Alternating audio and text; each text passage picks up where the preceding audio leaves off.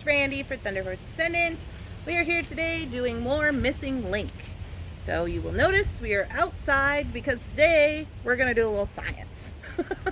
Sometimes we got to do a little science. So if you've been following along with us in the Missing Link videos, you know that today we are going to be working with our patina gel to do some Liver of Sulfur doings on our metal pieces.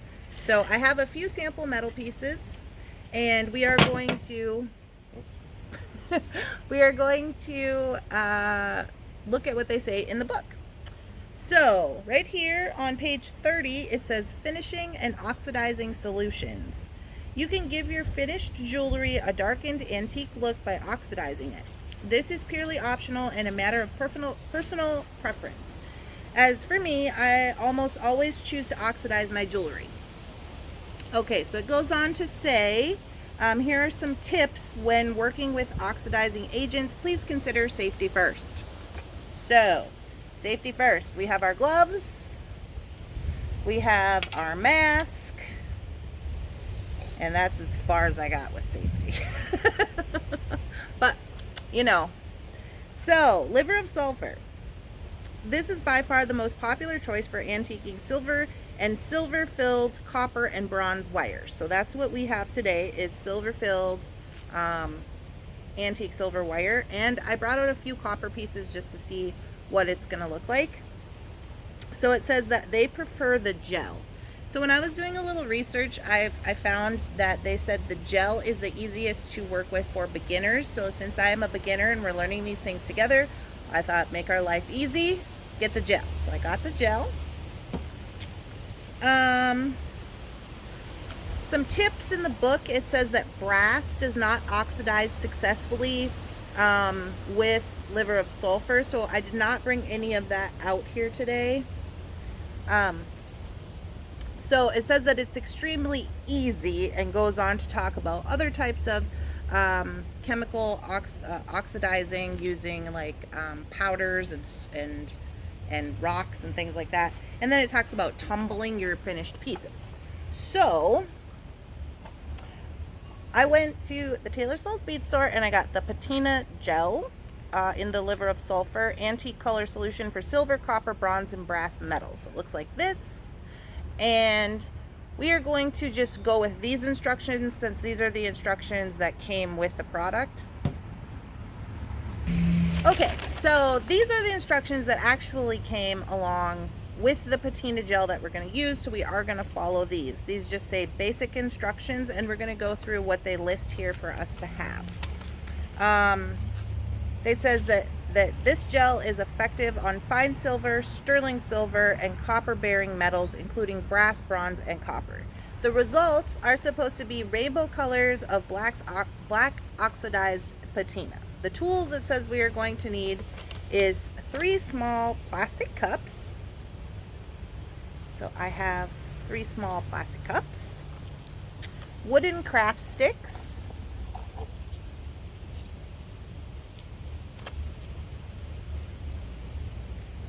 latex gloves,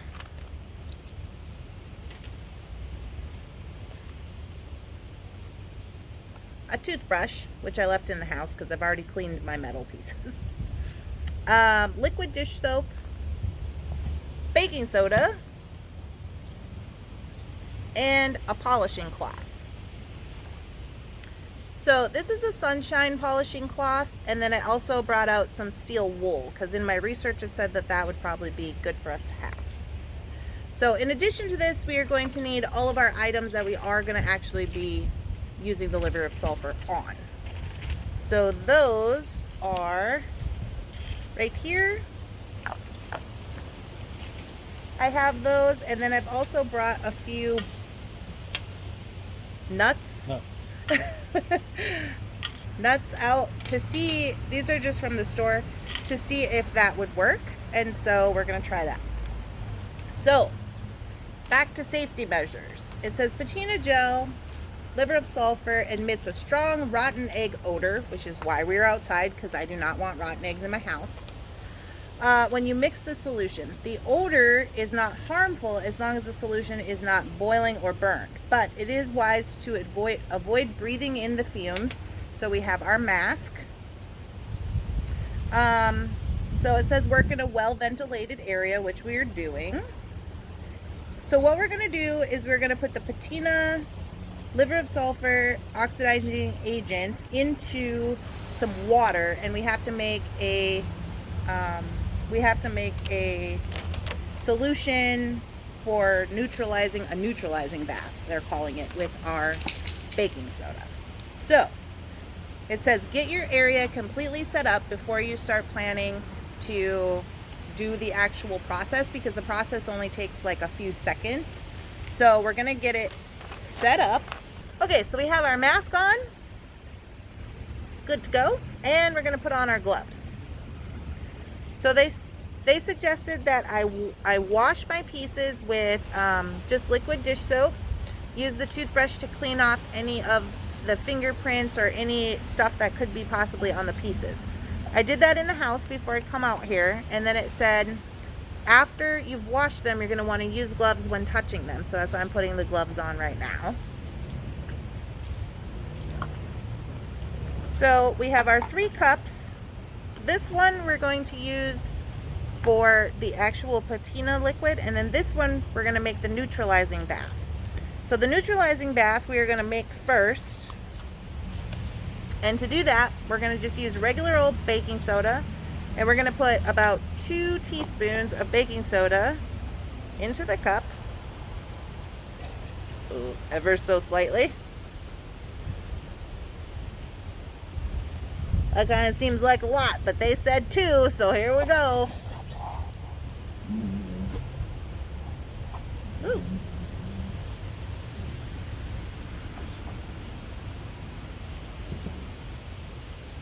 Okay, and then we're going to use our warm water to just fill the cup up.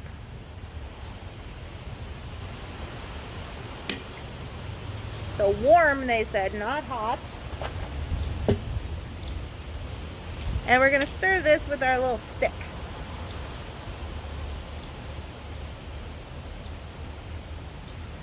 So they said this is just our neutralizing bath to put our pieces in after we have gotten them to the color that we would like. Okay, so now what we're going to do is we're going to actually mix up the liver of sulfur gel, and let me look and see. It does have a safety seal on it.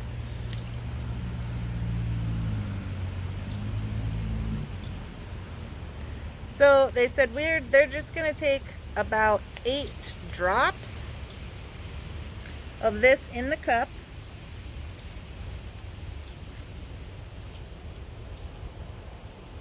Okay, so that's about 8 drops. Cover that up. You're going to want to be using have your gloves on and your mask when you start working with this. And then they said we're just going to use enough water to that's going to submerge our pieces. It should be a lemony yellow color, they said. We're going to take a different stick than the one that we mixed up the other stuff with. And we're just going to stir that around.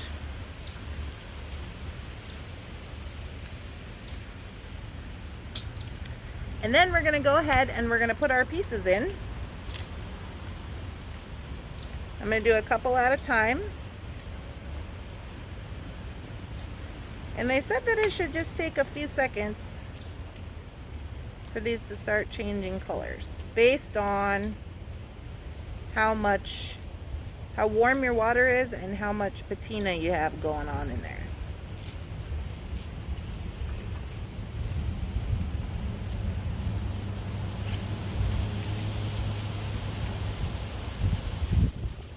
Ew, it does smell like rotten eggs.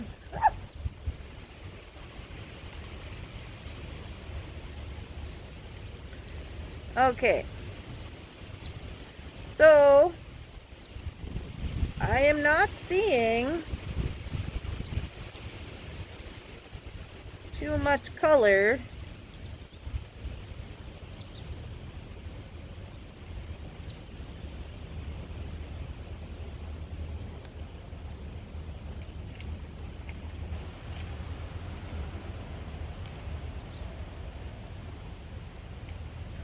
that I want to be seeing. I wonder if our water is still warm. Is it still warm? Is it still warm?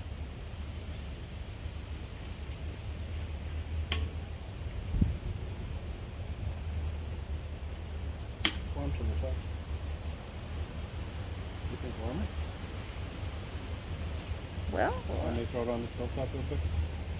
let's see what we got.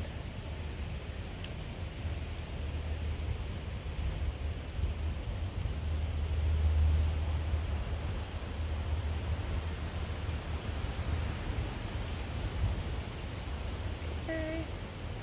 I'm going to take those out of there, let them dry. I'm going to add a little more solution to our stuff here.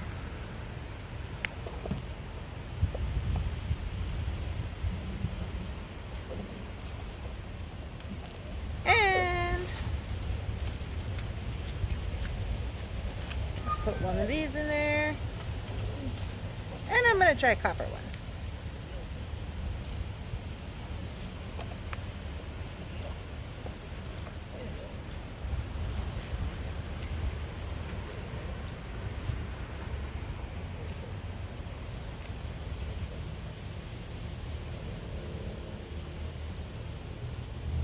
Okay, I can see this one getting a little darker.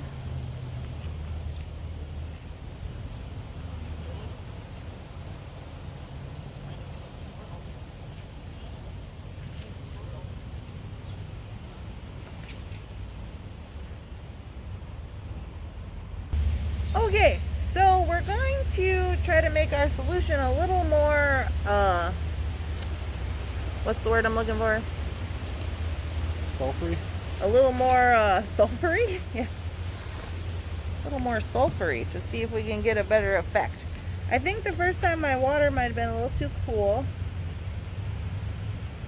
I'm just going to warm it up a little bit. And then we're going to go ahead and put in a little silver hook I made. And I'm going to try one of these bolts. Now, I don't know if these bolts, they're from the store. I don't know if they have coating on them or not. I didn't look. But we will see what they do in there.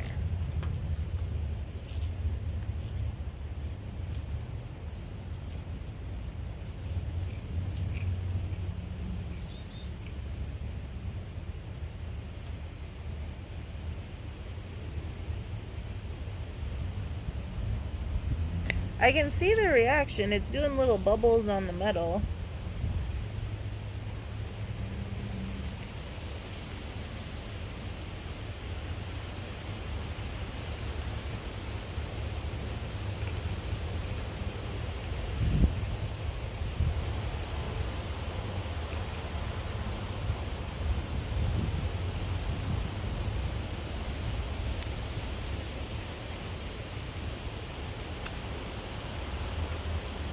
I don't know.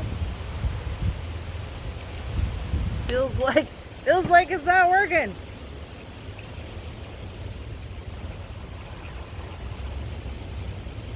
Get a little more potency in there.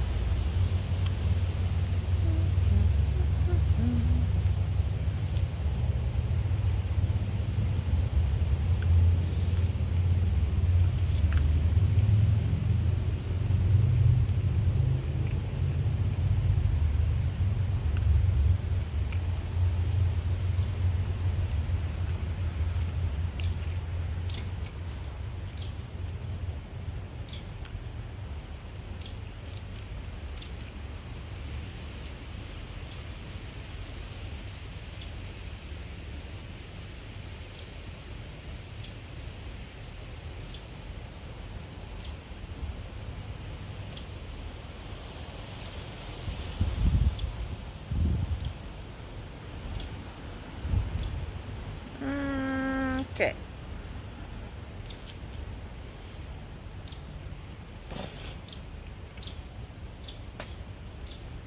So, to dispose of your liver of sulfur, they said, put some baking soda in it.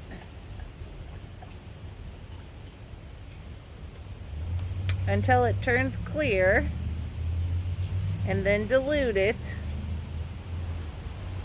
And once it's clear, you can either put it on your, once it's clear, you can dump it down the sink after it's had time to set. Where's the little cover? Oh, I took the little cover inside. So I'm going to put a little cover on it so it doesn't spill all over, and leave it out here so it doesn't smell at my house. And wait till it turns clear. But it said once it turns clear, you can also put it on your plants because they like sulfur, I guess. So I'm going to put this over here and bring this guy out here. Get a new stick. Get some of this stuff out of here. Oh, maybe I am. So the neutralizing bath is supposed to stop any, once you have your desired effect, it's supposed to stop any more patinaing from going on. Okay, this is just baking soda, so I think we're good.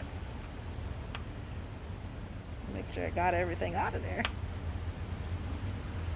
Note to self, count your items where you put them in the neutralizing bath. Okay. So, now that we have all this going on, so what I can see is that some of them patinaed and some of them did not. I assume that these guys right here, because they probably had a coating from them, I've purchased them from the store. I just wanted to see if that would work. Along with the bolts, they did not patina, probably because they have a coating on. These ones here are all items that I have made with wire. I can see this one got a little darker than some of these, this like bright silver one, or maybe I left them in there longer. So now what we're gonna do is, I can see on there where I put them in the neutralizing bath, they have little bits, little grits stuck to them, and we are going to go ahead and do one with some steel wool to see what kind of effect we're gonna get here. Just the piece on this table.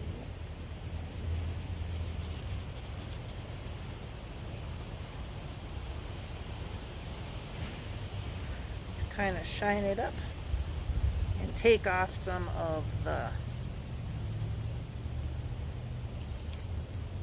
those little grainy bits, and also to see the effect of the patina.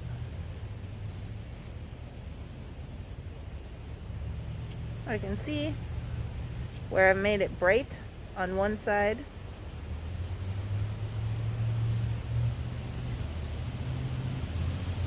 So then I also wanted to try it with this sunshine cloth.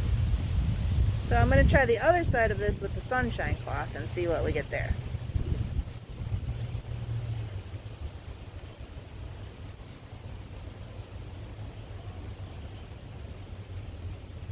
Well, we did something, you can see it.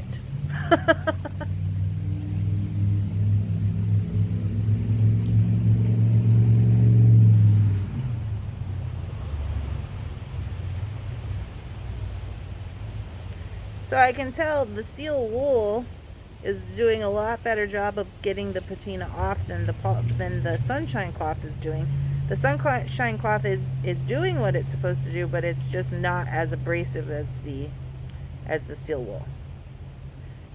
They also said you could use a sanding block or a wire brush to clean your pieces off, depending on your preference or what you have around.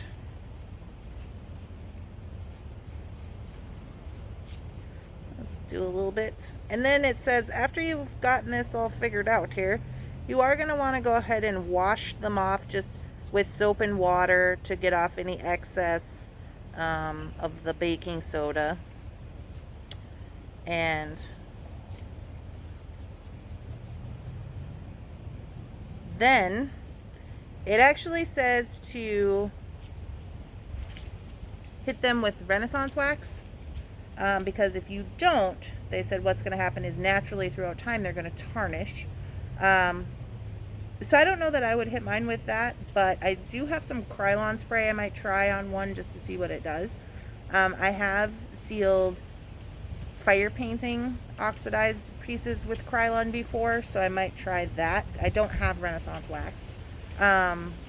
But other people choose to not seal them at all and just polish them throughout time. So that is kind of the process we have going on here. So right here on this little hook that I made, which was also in the missing link book, I'm just kind of hitting the outside with the steel wool, and then it's giving it some depth, I guess. This one did not turn out as dark as I would have liked it to get, probably because I didn't leave it in there long enough, because I'm impatient. But I'm just getting all the high points. And I wanted to show kind of just what's going on there. So it looks a little more antique-y. I really do like the effect that this has on stuff. This one's going to be really fun, where I flat hammered, used my chasing hammer to get those kind of flat and make it more shiny. So this is the process. I also did a little jump ring for me.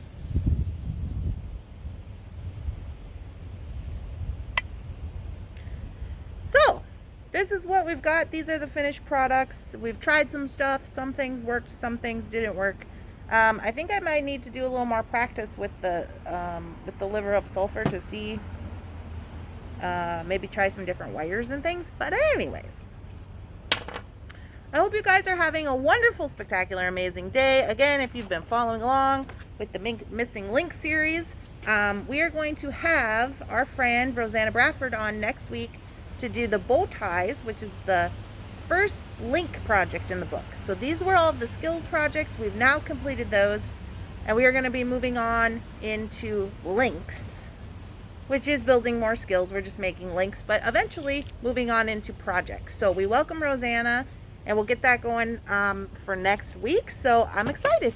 I hope you guys are having a wonderful day. Please subscribe to my channel. Don't forget to ring the bell so you get notified when I'm putting up new videos. I would love to have you. We're learning together. So give this video a like. I'll see you guys in the next one.